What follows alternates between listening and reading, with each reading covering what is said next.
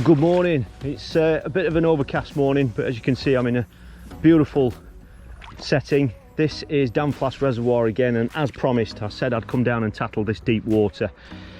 The water level has really shot up the last few days. The water level was literally probably about another 10 meters out from where it is now, but it's come up right up here. So as you can see, I'm out in the water, but I'm all set up. I'll talk you through the rigs, I'll talk you through the baits and everything, and I'll show you where I'm going to be fishing. But if it stays like this, I think we might be all right.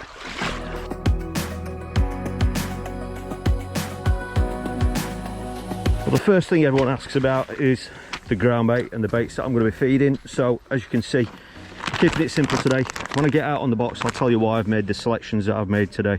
I'm using the sweet fish meal. This is the Ringers one, the light coloured one, so I'm not using the dark one like the dark F1. I'm using the light one, and I'll tell you why when I get out there on the box. And pellets, I'm going to be targeting bigger fish today. I'm fishing in really deep water. I've decided to go with these because I want some pellets, some baits on the bottom that aren't going to move, that are going to attract bigger fish, and some with a smell, and I'll tell you why when we get out there. So that's the main bait selections that are going to be on the tray. I've got some corn, I've got some dead reds. Let's get back out on the box and I'll show you what we're going to be doing today. Access isn't brilliant at this spot that I'm at today, so I've cut down on the kit a little bit. I'll show you the rig when we get fishing. That's the mix. It's on its own 100% of the sweet fish meal. Because I've cut down on kit, I haven't brought a sieve or a riddle with me. I left that in the van, so there's one or two lumps in there, but that's fine for today. If that was a match, I'd obviously sieve that out. They're the pellets. They've been soaked down now. Really nice and sweet pellets. We've got the smell. We're fishing in deep water today, and I think smell and the visual side of things is massive in deep water to help fish find the bait. So that's why I've gone with flavoured pellets today. So they're really, really sweet. Got the inevitable dead reds that we take everywhere we go. They're going to be great for anything that's out there. And then we've got corn, a brilliant bait for bigger fish, but it's more importantly, it's very, very visible down in this deep water, and I think that's going to be a massive issue today. So let's get fishing. Well, that wind's dropped now, but I think the rain's here, so we're just going to crack on with what we've got to do. I've only got a small selection of feeders today. I'll quickly show you what I've got. That's all I brought with me. Some deep water feeders. All right, some plastics in there. These rise quite quick as well, which is great when you're fishing over ledges like I am doing today. And I've got some dome feeders as well to try. I'll just get this out there, then I'll talk you through what we're doing. I'm just going to pop a hook length on. All I'm kicking off with is an 0.14. It's an 0.14 hook length to a size 14. It's the MXB2 that I'm using today. You can use barbed hooks here today. Size 14. I could just kick off with 3 maggots and just see what happens from there. So I'll get this hook length on, get some bait out there, and I'll talk you through the approach while hopefully we're waiting for our first signs of some fish arriving. Just a free running rig. Okay, I'm kicking off with a 30 gram. This is the largest feeder, just to get some bait out there. All right, so it's just a free running rig on a snap link swivel. Really super simple, that's it. I'll kick off with 3 dead reds, I think, just to get a feel for what's out there. I've already put 3 feederfuls of bait out there, just the same size feeder that I've got on now. Just pop 3 maggots on there. They go great. I could get 4 on there as well on a 14. But we'll just kick off with 3 first, and all I'm going to do is a few pellets, a few dead reds, and some nice bright corn in the ground bait. And we'll just get this out there. It's deep water we're fishing. It is clear water, but I'll explain why I'm fishing with the mix and everything that I am doing in a minute. We'll get that out there. Stopping that just before it hits the clip, so it's having a bit more of a vertical fall. Well, that's right on the clip now anyway. Get the tip down. There's no ripple or anything on it today, so that's obviously not going to help the braid sink. I mean, I've only had 3 casts out there anyway, and that was probably 20 minutes ago before I got the cameras out, so this braid's quite dry anyway. So that's still sinking. Now I'm fishing in 20 seconds of water. All right, now the water level has come up a lot. I'm going to have the tip in that position today so you can see it. Normally in a match I'd have it lower than that. It's an 1.5 ounce tip. The reason I've got that is because I thought I might be faced with the situation that I've got where I'm having to fish a little bit further out than what I wanted. When I came here a few days ago, the water level was much lower than this. So there's a steep drop off at about 15 meters, 10-15 meters. Normally, and where it was a few days ago, I would have been sat on the edge of that. So that's why I'm only fishing an 11-foot rod, so I could have just cast over into that deeper water. But as the water has come up, I'm sat quite a bit further back than what I wanted, and ideally I would have preferred a 12-foot rod for this swim today. But like I said, I've cut down on my kit because of the access, so I only really brought this one rod with me, but it'll do it. This is the it's the commercial feeder, 11-foot. It's still got plenty of bite bone. It's not like the slim, which, you know, might have struggled to cast that feeder comfortably to that sort of range in this deep water. I'm tightened up to that now anyway. So this is the first cast with the bait on 3 maggots, 1.5 ounce tip, so it's just got a little bit of poke to it. The other issue we might have is if we do hook any fish there is I've got to get them up over that ledge, up this steep, well, it's almost like a quarry wall. Just a bit of a breeze coming now. Almost like a quarry wall. So this 11-foot rod might struggle to do that, because usually you might want a longer rod to get up and over that, but we'll find out while we're fishing. The reason why I mixed this ground bait today is it's light coloured, which I think is a massive issue in deep water. Now, just to give you an idea of what it's like here, it's about 10 meters. I've got 2.5 seconds, and then it gradually gets deeper, but then there's a really sharp drop off. So I'm fishing at, this equates to 45 turns on this reel. It's a 3000 reel, and it's exactly 20 seconds deep out there where I'm fishing. So it's very deep water, and that's why I've gone for a light mix, because, you know, we don't really think, whilst there might be fish in these deep water areas like there might be here, I mean, this rarely gets fished here. You can't fish near this dam wall here, on the dam wall anyway. You've never been able to fish there, and it very rarely gets fished this area. And that's part of the reason why I'm here, just to see what reaction we get. We might not get any reaction, but we'll find out. We could get a few surprises. But whilst they might be fishing this area, we don't always necessarily think that they're going to be down on the bottom. So I think having a nice coloured, a bright coloured mix is going to give them a reason just to go down and have a look. And so that's why I haven't gone down a dark mix route. Now, if I was fishing up here in shallow water, you can see how clear the water is. I would have gone down a black mix route, you know, but that's in shallower water. So that's the thinking behind the ground bait anyway, and that's the same reason why I'm feeding corn as well. I don't know if we'll catch with corn. I don't know if they do catch with corn on here when they do try it. I don't know, but it's a very visual bait, and it's one that in that murky water, that deep dark water, that bait's going to stand out and just give a reason for a fish to come down and have a look. That's the thinking behind it, and obviously it doesn't attract too many attentions from small fish, not usually anyway. So that's the idea, that, you know, if small fish are present in the peg, then obviously they can quite easily nail the dead reds, but the corn and the pellets have got a better chance of staying there.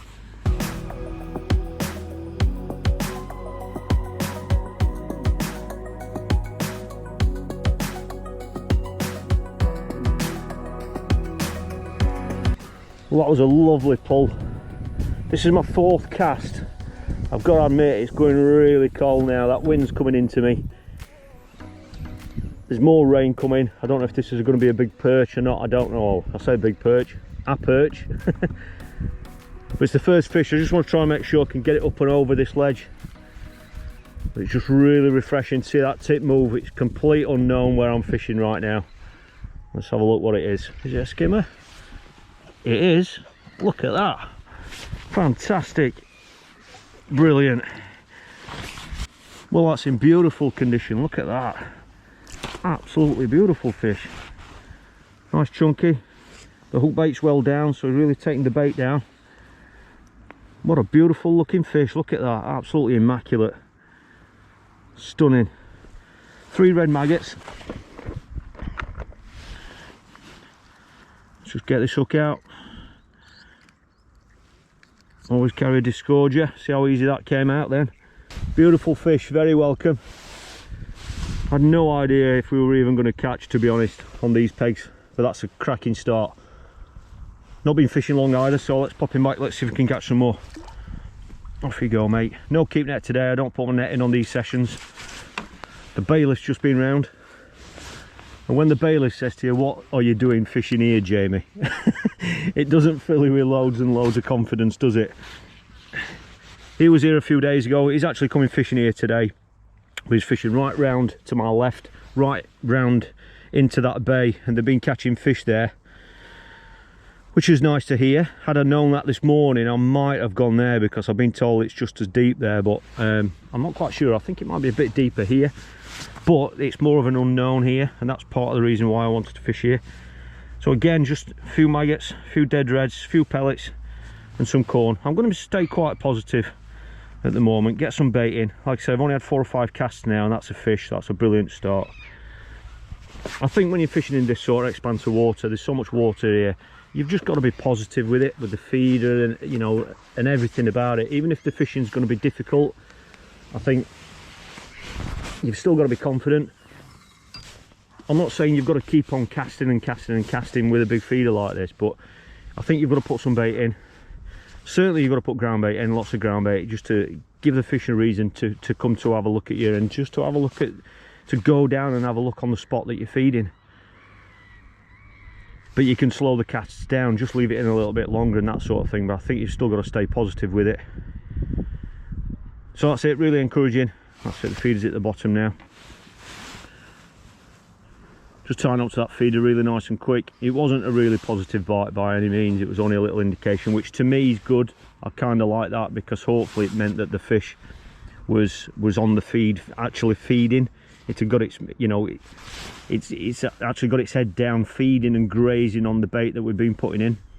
And the hook bait was down its throat as well. So to me that's a great sign. It's a great sign that there's fish, they're wanting to feed on the feed that's there, because if it had picked bait up and swam off out the peg as though it was unsettled, then I would have had a much better bite, but I didn't. It was almost like you get when they're grazing. So very encouraging. So I've got 3 reds on again, as you've just seen, and I'll just be nice and patient with it. I'm going to leave this big feeder on, just be nice and patient. But the bailiff says he says, what are you doing fishing here? So it's a complete unknown, but that's why I'm here. And in 20 seconds of water, anything can happen. But it has gone cold now, and as you can probably tell, I've got my hood up, but it's just brilliant being here, to be honest. It's exciting. The old flask is coming in useful today. I suppose it is the last week of November, so if it stays like this, at least it's settled. I haven't had any other indications now. I've had 3 casts since that fish, which is surprising, because you know, fish like that, obviously that fish was about a pound. You wouldn't expect those fish to be travelling on their own. You'd think that they'd, you know, they'd be in a group or in a shoal. So I'm surprised we haven't had any more indications, but I'm just going to stick at it. I'm not going to go chasing fish today. If this was a match, and for example, if this line, well, the line that I'm fishing now is in 20 seconds of water. If this was a match, I wouldn't just fish the one line, not unless I was absolutely certain I knew what was going to happen, or I knew the venue and I was bang up to speed with it. I would have put another line in at probably half that depth, so I would have found a range where I could have got 10 seconds, and I would have had another rod clipped up to fish in that depth, just to cover both options.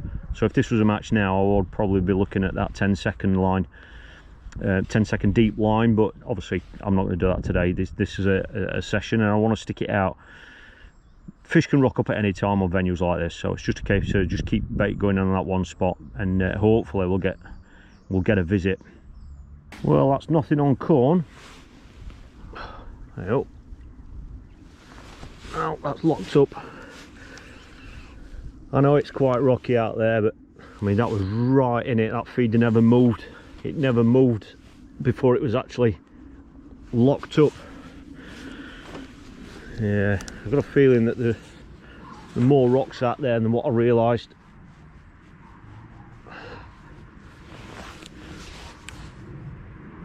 That's the risk you take when you're fishing places like this. Let's see if we can get a different angle on it. Might not make any difference, but it's worth a try.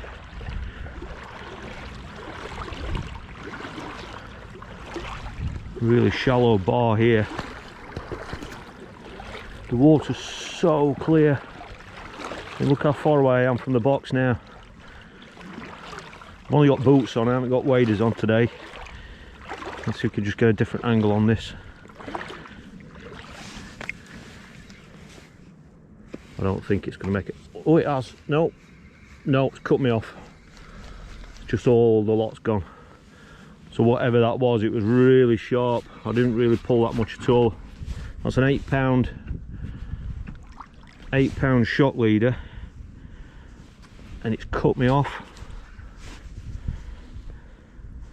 That's a shame. Never mind, we know what range we were fishing, so I'll just set up again. And I don't know whether to change the range. I don't know whether to go a little bit further or come a little bit shorter. I'll just set another rig up and I'll get a bomb out on that same spot, and I'll make a decision then whether I'm going to stay on that same spot or come back a bit or past it. I don't really know. I'll get a bomb on and have a good feel around with the bomb on, and make my mind up then. Well, I actually thought that had just cut through the shock leader, and then when I noticed that it wasn't, I thought that it was the knot that had gone on the shock leader knot. But on closer inspection, you can probably see there, it's actually cut through the braid itself.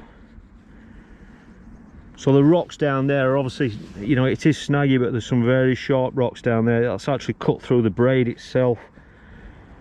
Now this is only a short session anyway, but what I'm going to do is, because I don't want to encourage this this rig to sink too much down near the bottom, what I'm going to do is I'm going to do something I haven't done before in this scenario, and that is I'm going to fish with braid direct. You can actually see where it stripped the braid. Now this is 0.10 diameter braid, which is usually, it's the, you know, the thickest that I would use, but just look at that, how it's been shredded. So it's all changed. Right, so what I've done is, it just doesn't make sense to me to come any closer. I was going to do that, but what happened was, in order to set the clip off, as soon as I set up a new rig, which is the rig I've got here now, which is braid direct, I had to take the clip off that was on previously, didn't I? So when I cast it out, it literally stopped about half the distance between here and where I was fishing. So that obviously tells me that whatever it was that's cut me off, I'm assuming the rocks that's cut the braid, is halfway back. So I know there are rocks coming back towards me. So in a match, I normally would have picked up a big rod and gone past. I wouldn't have come back this way, but like I said, I've only got one rod with me today. It's this 11 footer, but I'm going to push it. I'm going to go past. That's what I would normally do. So I was fishing at 45 turns. That's with this 3000 reel.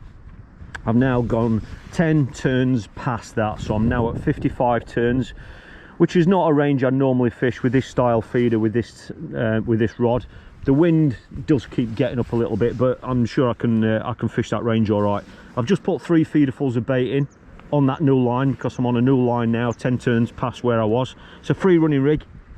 As you can see, it's on braid direct, exactly the same setup, but like I said, there's no shock leader now, it's braid direct. So I'm not going to leave the rig in the water quite as long, because I don't want that braid to go sinking down onto those rocks. I'm only going to be leaving it in 2 or 3 minutes, and then I'll be bringing it out. Hopefully this braid's going to stay up in the water and not drag me down into those rocks and snags. And I've stepped up to a 40 gram feeder, because I'm going out further now. That wind's come as well, so it's just going to help me hit that range better with this short rod. All right, so I don't know if I put 2 or 3 feederfuls in now on that new line. So all I'm going to do is put another hook length on, and we'll get back out there fishing. Back to 3 maggots. Still got a 14 on again, exactly the same hook pattern and hook length as before. So 50 centimetre hook length. And we'll just see if we can catch anything on that new line, and hopefully this one's going to be a little bit clearer than the other one. So I've just got to hit this a little bit harder now with this short rod. It's a 40 gram feeder now, so that's going to help me get out there, and that was bang on. Get the tip down and get the braid down on the water. Might see a difference now in tightening up and everything, just because obviously there's no shock leader and all that sort of stuff, so there's no sponger just built into the rig now other than the actual hook length itself. We'll see if we can find a fish on that new line.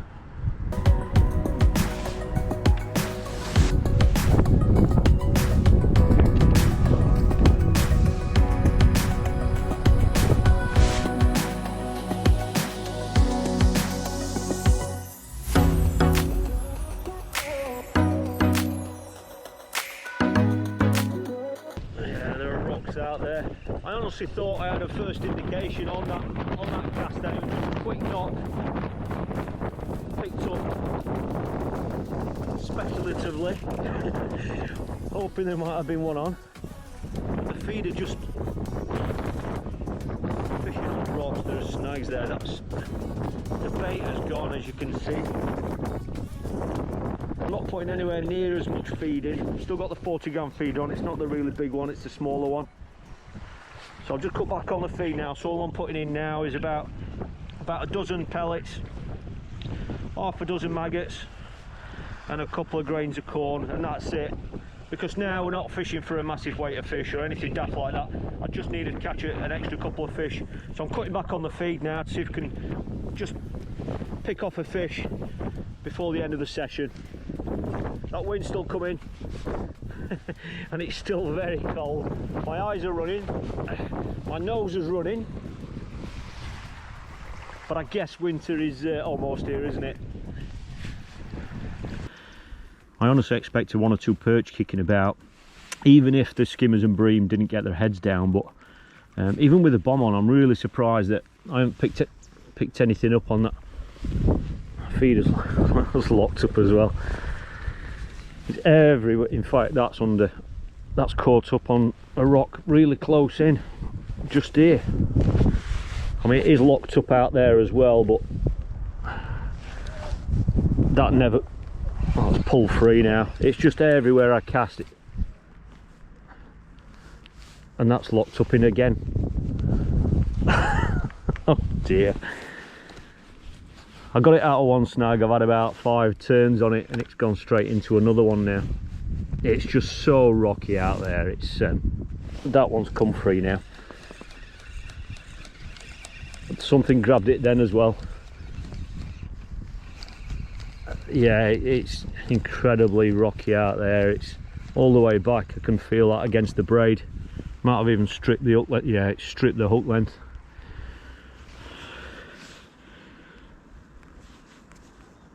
It's actually stripped the braid. It's broke the braid.